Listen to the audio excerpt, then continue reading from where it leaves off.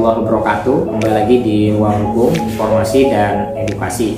Kawan-kawan, pada kesempatan ini saya akan coba menjelaskan terkait perbedaan disahkan dan diundangkan dalam ilmu peraturan perundang-undangan.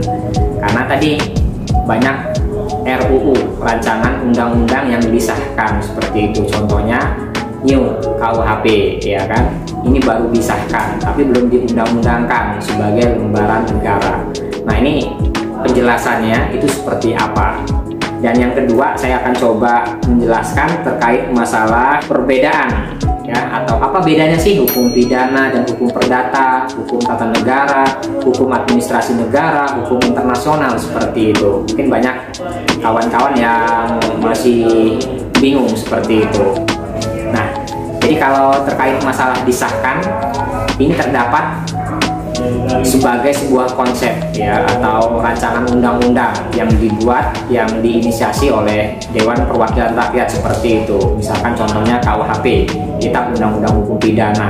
Nah, ini yang hampir mau 1 abad seperti itu, ya kan, 100 tahun KUHP lama ini move to new KUHP, ya kan, ke KUHP baru, dari lama ke KUHP baru. Nah, kalau KUHP lama kita ketahui sendiri, di situ ada 3 bab, ada ketentuan umum, ya, ada tentang kejahatan dan pelanggaran. Nah, itu peninggalan kolonial atau peninggalan Belanda seperti itu, dan diterapkan kepada bangsa Indonesia. Nah, dari era Orde Lama, Baru, Reformasi, ya, sampai saat ini KUHP baru itu digodok terus. Akhirnya alhamdulillah akhir tahun 2022 KUHP baru ini disahkan seperti itu. Tetapi ada pertanyaan, apakah sudah diterapkan KUHP baru tersebut? Jawabannya belum. Karena apa? Dia harus dimasukkan atau dilembar negarakan terlebih dahulu. Nah, tadi kalau disahkan antara persetujuan antara DPR RI dan Presiden seperti itu. Nah, setelah disahkan ternyata tadi harus dilembar negarakan, harus diundangkan terlebih dahulu. Nah, yang melembar negarakan atau mengundangkan ini oleh Kementerian Hukum dan HAM. Nah, KUHP baru ini bisa diterapkan setelah 3 tahun seperti itu. Kalau tidak salah, ya kan, 2022, maka dia 2025 seperti itu, maka diundangkan. Nah, itu menjadi kitab baru, ya, terkait masalah hukum pidana yang ada di Indonesia. Maka tadi KUHP lama akan ditinggalkan, move to KUHP baru seperti itu. Nah, itulah terkait masalah perbedaan, ya, antara disahkan dan diundangkan. Jadi disahkan ya masih disetujui oleh Presiden dan DPR RI, ya, DPR RI. Terus kalau diundangkan nanti menunggu dulu kesepakatan seperti itu, ya kan. Nanti akan diundangkan oleh Kementerian Hukum dan HAM. Terus ada pertanyaan yang kedua terkait masalah perbedaan apa bedanya, ya kan, hukum pidana dan hukum perdata. Terus ada hukum tata negara dan hukum administrasi negara seperti itu. Nah, ini saya coba akan jelaskan. Hukum pidana merupakan ketentuan yang mengatur tindakan apa yang tidak boleh dilakukan dan terdapat sanksi bagi pelakunya. Hukuman pidana, ya, atau hukum pidana juga ditujukan untuk kepentingan umum. Contohnya pembunuhan, pencurian atau perampokan, penipuan, pemerasan, penganiayaan, pemerkosaan, korupsi, pencemaran nama baik, dan lain sebagainya. Nah, itu hukum pidana. Kalau dalam KUHP baru itu disebut sekarang istilahnya tindak pidana, ya, kejahatan tersebut. Nah, ini istilah sama, cuma redaksinya aja yang berbeda. Nah, itu disebut hukum pidana. Terus juga ada hukum perdata. Hukum perdata ini mengatur tentang kepentingan perseorangan dan hubungan hukumnya dengan orang lain. Contohnya masalah warisan, utang piutang, uang prestasi, sengketa lahan, tanah, sengketa kepemilikan barang, pelanggaran hak paten, perebutan hak asuh anak, dan lain sebagainya. Ini hukum perdata.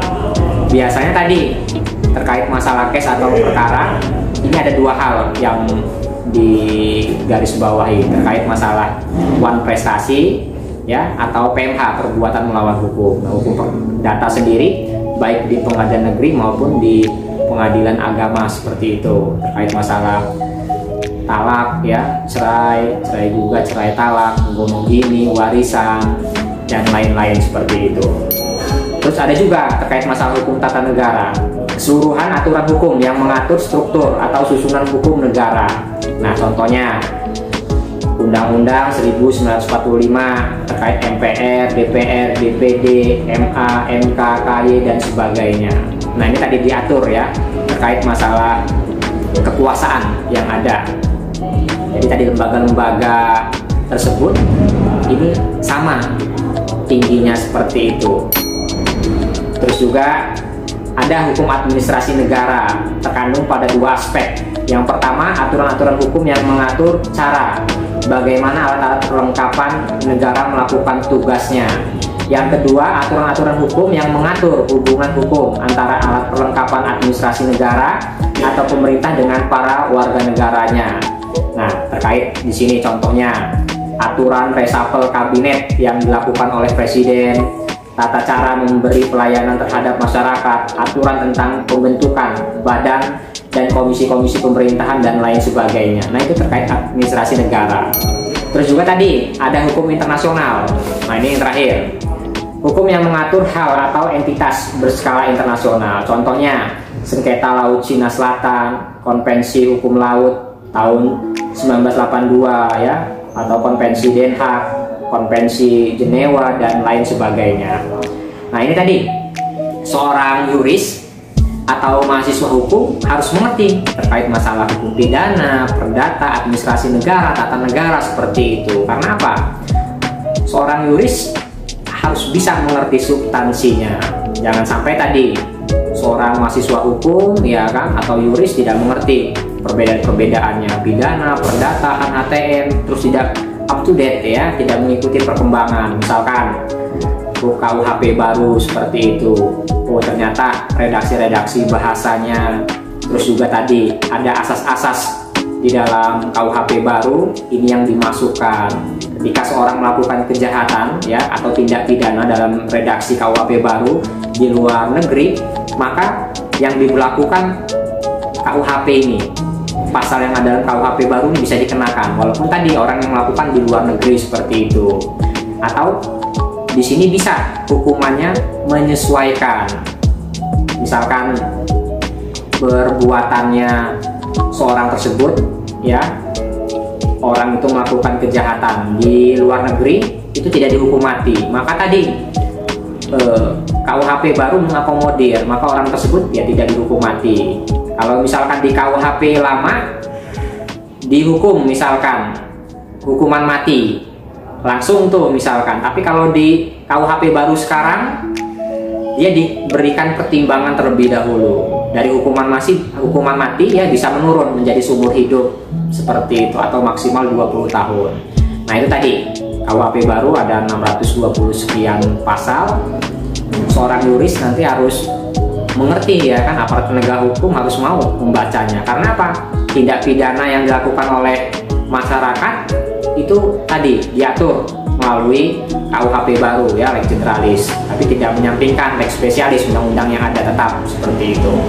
Nah, itu kawan-kawan terkait masalah disahkan, diundangkan, terus perbedaan antara hukum pidana, hukum perdata ya, administrasi negara dan tata negara seperti apa. Mungkin apa yang saya bisa jelaskan, beritahu bisa bermanfaat. Salam kepastian hukum, kemanfaatan dan keadilan. Wassalamualaikum warahmatullahi wabarakatuh.